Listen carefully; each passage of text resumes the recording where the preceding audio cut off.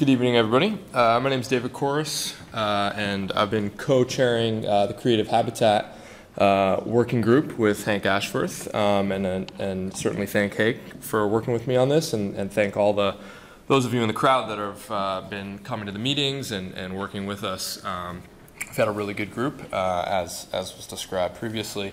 And basically we've been focusing on a few different things. I'm gonna gloss over the first two of them and focus really on the third one, because I think it's in some ways the most timely, and it plays off of a lot of what we just heard. We of course are focused on creating more residential space in the downtown, creating a more diverse housing options at different price points, at different styles, townhouses, condos, apartments, compact single-family houses, etc., all within walking distance of the city's core. And we're definitely working, and a subgroup of the team is going to start meeting to make sure that we have our game in place, so that when the market picks up, we're ready and we're able to capitalize locally on the next market to create the mixed-use, vibrant core and really solidify everything that we have going on. A second group has been working on bus issues, and the local mobility is of, I think, particular importance, connecting the downtown with the surrounding neighborhoods, connecting the historic core of downtown where we are down to the station area, and a group's been meeting, coming up with suggestions, and we'll be sitting down with Connecticut Transit to make our local transit system work as efficiently as it can for the various needs that we have in the city. But the third piece that I'm going to focus on is really the core of the public realm, the space in between buildings, pedestrian quality, and I think it's interesting tying it to the Innovation Center, because the Innovation Center, as envisioned for the next year, really becomes a hub for activity, for meetings, and we talk in planning about we spend a lot of time at home. We spend a lot of time at work, but what's the third place?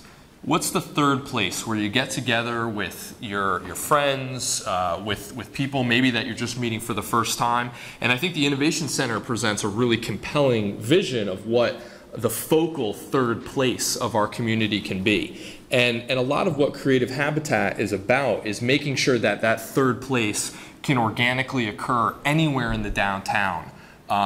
When you run into somebody on the street on a nice day, that public realm, that space between buildings, that public space that we all share can be that third place.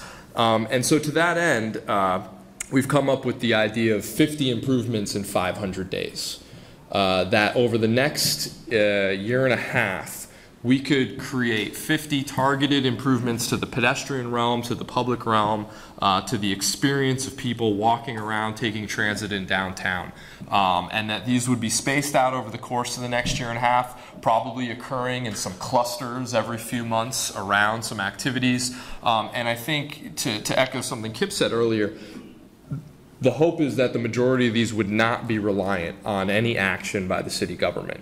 That many of these, whether it's planting trees, or whether it's beautifying a vacant lot or an empty wall, that can be done by all of us in a room in a few hours on a Sunday, with some good ideas and some sweat equity.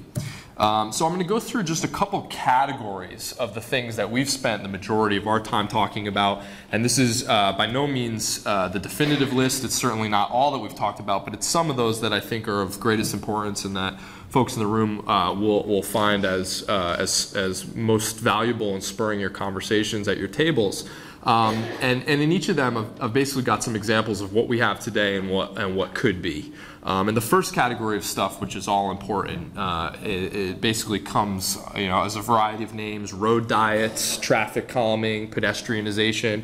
Basically taking that vast expanse that exists from curb to curb throughout the downtown, reclaiming some of that space that's not needed by cars, maybe even reclaiming some of it that the cars think they need, but taking it over for pedestrians, for landscaping, so that downtown really does become a habitat for walkers rather than one for large machines. And here's, I think, one of the best examples. In some ways, certainly one of the 100% corners in downtown, one of the places with the greatest civic identity, the library. And this is a walk that I do literally every day, from between my house and my office, or between my house and the train station.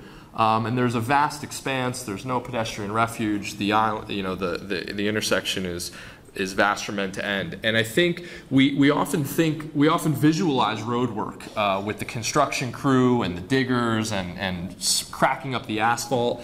And it can be so much more simple than that. It can really be a bucket of paint and a couple planters. And New York City has taken this to the extreme. This is just one of the many examples of the traffic calming, the pedestrianization, the complete streets that they've implemented in New York City. And this is bike lanes. This is narrowed down roads. You can see in the kind of tan color, this is new pedestrian islands or curb extensions. It's nothing more than paint and a planter here and there. And if we prove successful, then over time we can implement it in a way that's more permanent. And just a couple examples of how New York City is literally walking along that path. On the left, you all might recognize Grand Army Plaza in Brooklyn. On the right, just kind of an average street in Queens. But you can see in each example on the top there, striping out spaces in white paint that are not needed by cars, that begin to channelize the cars into a more dedicated space, freeing up room for pedestrians. And as it's proven to those traffic engineers that it actually does work and the city's economy doesn't come to a complete halt, you can put in the greenery, you can put in the landscaping, you can put in the bike lanes in a more permanent fashion. And you can see here, imagine how many instances we have in Stamford where a little bit of paint could evolve into something so much more significant. And I think what's incredible is in Stamford we have some of the best examples. So we don't need to look around the world to see places where it's working. We need only look 1/2 a block away on Broad Street. And so there's countless opportunities for this. We've looked at it. We've found acres and acres and acres of land not needed by cars today. And then, as I said, there's probably a next generation. As we shift more people, enable more walking, enable more transit, we could probably reclaim even more. Mill River Park and Greenways, I think has come up in every single conversation we've had. I'm very proud of that. I'm a new member of the board, and so I agree that it's a phenomenal project. And I think what's so fantastic about Mill River is the success that's already taken place. We can already look out there and see what it was 12 months ago, what it's been for the past 80 years. And we can see what it is today, and already people are starting to really come to terms with that vision of what it will be tomorrow.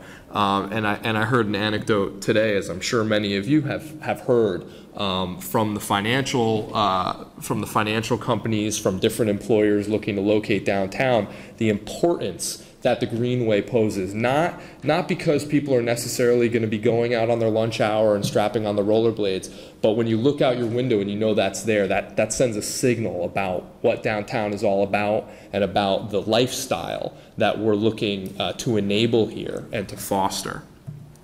And of course, it can't just be one park alone. It can't be just the river corridor on the edge of downtown. Street trees throughout the downtown really need to evolve into an urban forest. And again, we have some of the best examples of this in Stamford, but also some of the worst. We've counted about 20% of the existing tree pits in downtown are currently empty.